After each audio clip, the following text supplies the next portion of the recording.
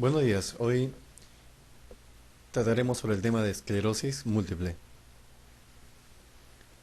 Es Charcot uno de los pioneros en la neuropatología, quien describió muy bien esta enfermedad en el siglo XIX. Es un investigador francés e incluso acuñó la tríada de Charcot, que es nistagmo, temblor intencional y palabra escandida, o sea, palabra silabiante.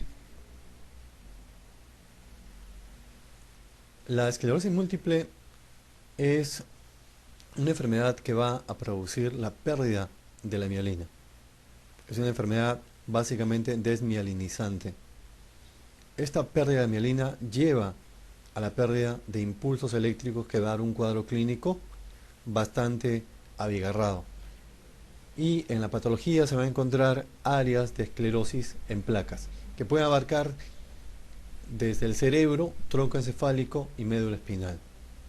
Sin comprometer, y esto es muy importante, sin comprometer al nervio periférico.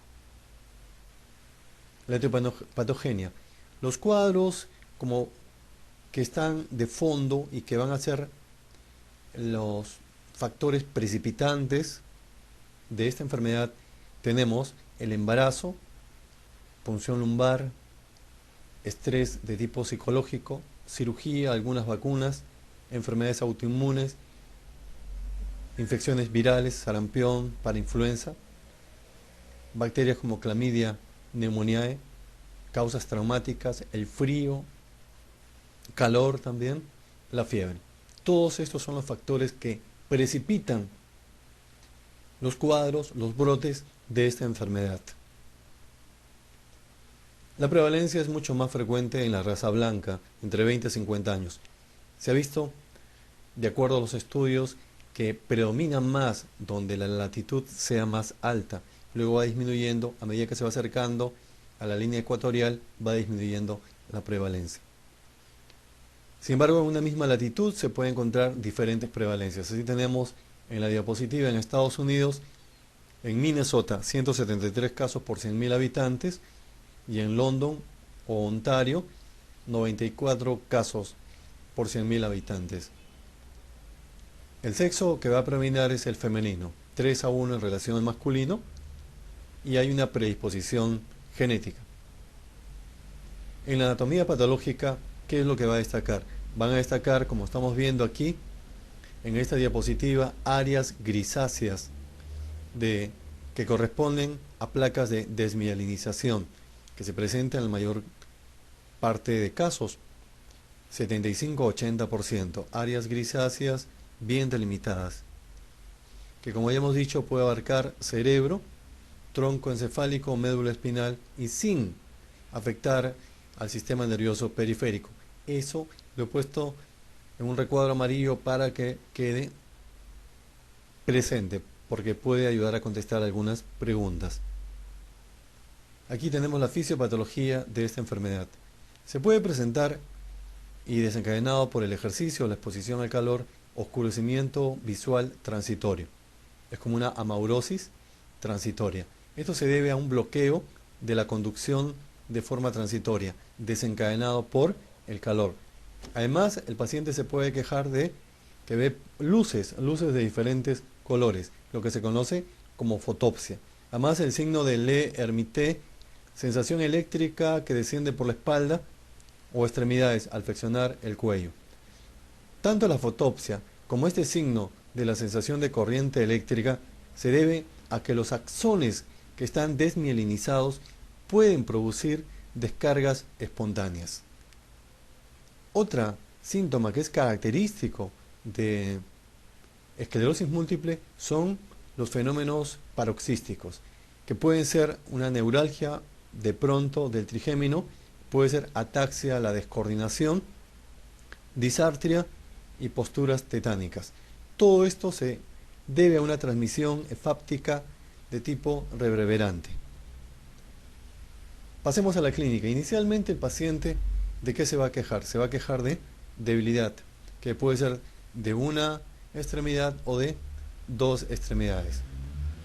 Esta debilidad, que puede presentarse insidiosamente en las extremidades con que se incrementa post ejercicio, que ya va a producir limitación funcional en el sentido de que le dificulta subir escaleras o también para la caminata misma. Además de la debilidad, visión borrosa. Y esta visión borrosa que está en relación a la neuritis óptica. Alteración de la sensibilidad. Luego hablaremos un poco más de la neuritis óptica. Alteración de la sensibilidad como parestesias diversas. Diplopia, la visión doble, y ataxia, la descoordinación. La fatiga se va a presentar en el 78% de casos. No confundir esta fatiga con una debilidad de tipo generalizado. Esta fatiga va a afectar no solamente la capacidad motora del paciente, sino también del punto de vista cognitivo. Va a disminuir el rendimiento intelectual de la persona. Y eso va a repercutir ya no solamente en el hogar, sino también en el trabajo, donde el paciente va a percibir limitación, incluso todos quienes están a su alrededor. Se va a diagnosticar esta fatiga en el 50% de los casos, en más o menos una vez que han transcurrido 6 semanas.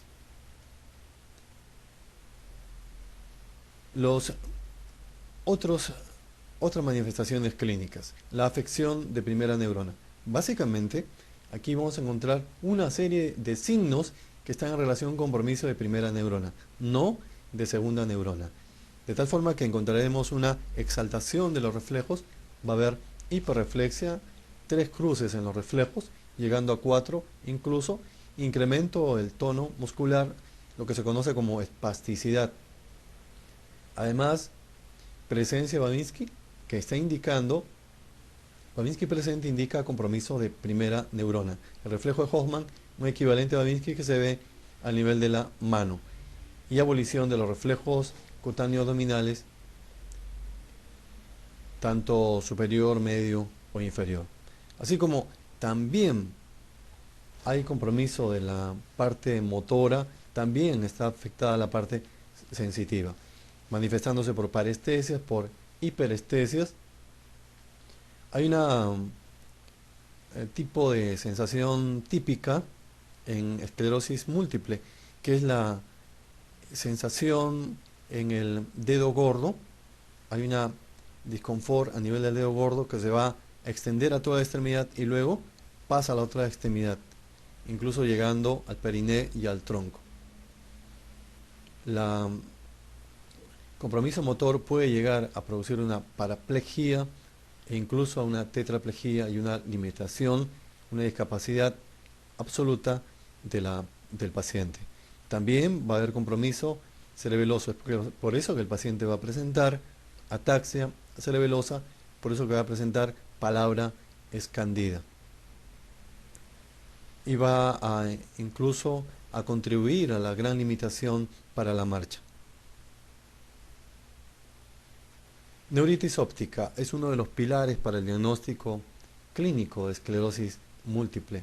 Aquí va a haber una disminución de la agudeza visual, generalmente unilateral, y que incluso lamentablemente puede llevar a un cuadro de amaurosis. También se puede presentar una alteración para distinguir los colores, una alteración del reconocimiento de los colores. También puede estar acompañada de neuritis retrovulvar, papilitis, dolor frente a los movimientos de los ojos, escotomas, y ya crónicamente puede llevar a palidez papilar e incluso atrofia de la misma. Llegado a esta parte del camino, acá voy a mencionar cuáles son las manifestaciones clínicas que van a orientar al diagnóstico de esclerosis múltiple. Porque nosotros sabemos que es tan abigarrado el cuadro clínico de esclerosis múltiple que cuando tengamos un cuadro clínico neurológico que no esté incluyendo compromiso de segunda neurona, y si es un cuadro bastante atípico que no encaja en los cuadros clínicos que conocemos, ahí es que tenemos que sospechar en esclerosis múltiple. Van a orientar al signo del diagnóstico el síntoma de Le-Hermité, esa sensación de corriente eléctrica que desciende por la columna, la sensibilidad al calor, empeora el cuadro clínico post-exposición al calor, el síntoma de Uthoff, que viene a ser el oscurecimiento desencadenado de la vista, de la visión desencadenado por el calor, fatiga, que se presenta en la mayoría de los casos de esclerosis múltiple, y los ataques paroxísticos, que han sido mencionados como neuralgia de trigémino, como disartria, como ataxia de tipo cerebeloso. Estos son los síntomas claves para proponer el diagnóstico de esclerosis múltiple. También hay otras manifestaciones clínicas que vamos a ir mencionándolas breve y rápidamente. De los reflejos, de la sensibilidad, hemos visto que los reflejos van a estar exaltados, la sensibilidad va a estar comprometida, se manifiesta como parestesia y luego una hiperestesia, alteración de los pares craneales, nistagmo, que puede ser de tipo rotatorio, tanto vertical como horizontal, alteración mental por el compromiso cognitivo ya mencionado, de la memoria, cambios en la conducta, euforia, histeria, apatía mental, puede dar un cuadro neuropsiquiátrico, crisis de llanto, risa, labilidad emocional. La tríada de Charcot, lo que ella ha sido mencionado, y también podríamos encontrar la tríada de Mambur. Alteraciones del trofismo, caída del cabello, escaras, cianosis de mano, alteraciones de tipo vulvar, atrofia de la lengua, temblor de cuerdas vocales, crisis taquicardias, desde el punto de vista de fenómenos autonómicos. Las formas clínicas. La forma clínica más frecuente en esclerosis múltiple es que se presente en forma de brotes y remisiones. Se presenta un 80-90%. Aquí los síntomas de disfunción neurológica duran más de 24 horas. Es un requisito para considerar como un brote que afecten a diferentes partes del sistema nervioso central y que estén separadas por un periodo de al menos un mes. Para todo eso se necesita como requisito para considerar como brote. La remisión es como su nombre lo dice, la desaparición de los síntomas. Crónica y progresiva. El 40% de los pacientes ya en un periodo de 6 años van a desarrollar una forma crónica y progresiva que va a llevar a la discapacidad absoluta. Y también puede presentarse de manera aguda y fulminante. Para el diagnóstico vamos a echar mano de diferentes scores o criterios. Uno ya anterior es el de Shoemaker. Aquí vamos a mencionar uno por uno: que haya signo de disfunción del sistema nervioso central, evidencia de daño de 2 o más localizaciones, que haya predominantemente un daño de la sustancia blanca, 2 o más episodios de al menos 24 horas separados por lo menos un mes, lo que ya ha sido mencionado anteriormente, una progresión lenta sobre los 6 meses, en la edad de inicio de 10 a 50 años, que el diagnóstico hecho por el neurólogo, los síntomas y signos no correspondan o no puedan ser explicados por otra enfermedad. Luego ya aparecen en los 80 los criterios de Poser o Poser.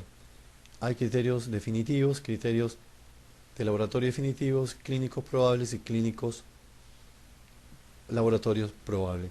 Tenemos así para clínicos definitivos 2 ataques y evidencia clínica de 2 lesiones independientes, 2 ataques y evidencia clínica de una y evidencia clínica paraclínica de otra lesión separada. Paraclínica es el compromiso de los potenciales. La de laboratorio, 2 ataques y sea evidencia clínica o paraclínica de una lesión, más la presencia de bandas oligoclonales en el líquido cefalorraquídeo y elevación de la IgG. Un ataque y evidencia clínica de 2 lesiones independientes, más las bandas oliclonales y elevación de la IgG. Un ataque, evidencia paraclínica de una lesión independiente más bandas oliclonales y elevación de la IgG. Y así también tenemos criterios clínicos probables cuando hay dos ataques, evidencia clínica de una lesión, un solo ataque, y de laboratorio, dos ataques y bandas oliclonales y elevación de IgG en el estudio de líquido cefalorraquídeo. Ya con el boom de la resonancia magnética aparecen ya los criterios de McDonald. Para el diagnóstico de esclerosis múltiple deben estar todos presentes. Ahí tenemos por un lado una columna de la clínica, la evidencia objetiva y la necesidad de más datos para el diagnóstico. Dos o más brotes, dos o más lesiones, no hay necesidad de más datos para el diagnóstico. Dos o más brotes y una lesión, se necesita la diseminación en el espacio por resonancia magnética o estudio de líquido cefalorraquídeo positivo, o más lesiones compatibles en la resonancia magnética, o esperar un nuevo brote. Un brote con la evidencia de dos o más lesiones, más la diseminación en el tiempo por la resonancia magnética, o esperar un segundo brote. Un brote, una lesión, diseminación en el espacio por resonancia magnética, líquido cefalorraquídeo positivo y dos o más lesiones compatibles en la resonancia magnética. De esta forma se van desarrollando los criterios de McDonald. O un inicio progresivo también, y ahí hay la necesidad de datos para el laboratorio, estudio de líquido cefalorraquídeo, imágenes en la resonancia magnética. Además, ¿qué otras cosas tenemos para el diagnóstico? Lo que hay que mencionar aquí, si hubiera una pregunta, que el pilar para el diagnóstico de esclerosis múltiple es clínico. Ese es el pilar, el diagnóstico clínico. Ya lo que ha sido mencionado, además en el diagnóstico, en la parte laboratorial, incremento de las gamma globulinas en inmunoglobulina G, las bandas oligoclonales en el líquido cefalorraquídeo, los potenciales evocados somatosensoriales, y en la tomografía, en la resonancia magnética, la observación de las placas de desmielinización a diferentes niveles. En cuanto al pronóstico, los pacientes fallecen 35 años después de diagnosticado. Pero hay que recordar que es una enfermedad que va a llevar a la discapacidad por lo menos al 40% en el transcurso de 6 años. Hay que seguir pautas para tratamiento rehabilitador, tratamiento postural, ejercicios respiratorios, movilizaciones pasivas. Hay que evitar la fatiga, evitar el vértigo, ejercicios de Frenkel, terapia ocupacional, es decir, ya un manejo de tipo de rehabilitación. En el tratamiento, en el caso de los brotes, es posible indicar los pulsos con metilprednisolona de 500 o 1 gramo por día, y luego los sintomáticos para depresión, amitriptilina, imipramina, para espasticidad, baclofeno, dantroleno, para fatiga, metilfenidato. También la terapia con inmunomoduladores, interferón, y también se puede ya asociar los inmunosupresores, metotrexate y ciclofosfamida. Terminemos con una pregunta. Esta charla es un paciente diagnosticado de esclerosis múltiple de hace 6 años. Aquí ya me están dando el diagnóstico en el enunciado y que presenta múltiples brotes. Ya sabemos que esa es la forma clínica más común, que se presenten brotes y remisiones en la mayor parte de pacientes con esclerosis sistémica, esclerosis múltiple. Acude a consulta para descartar posible brote. Bueno, entonces viene nuevamente con clínica de un nuevo brote. ¿Qué signo neurológico no esperaría encontrar? Y me dan como alternativas hiporreflexia, nistagmo vertical, alteración del reflejo fotomotor de un ojo, alteración de la sensibilidad vibratoria, que se conoce como palestesia y se evalúa con el diapasón, incontinencia vesical. Lo que yo tengo que buscar, como ya ha sido mencionado, son síntomas de primera neurona. Ese es el cuadro clínico, va a estriba en compromiso de primera neurona, no de segunda neurona. Entonces, si estoy viendo la primera alternativa, hiporreflexia, no hay hiporreflexia en esclerosis múltiple. Lo que se va a presentar es hiperreflexia, además de espasticidad, además de Babinski y todo lo demás. Entonces, en este caso, hiporreflexia no se debe presentar esclerosis múltiple. Nixtagmo puede estar ocasionado, puede presentarse al reflejo fotomotor por compromiso de los pares craneales, de la sensibilidad vibratoria, es un compromiso de la sensibilidad profunda, incontinencia vesical como síntoma disautonómico. Entonces la respuesta en este caso es hiporreflexia.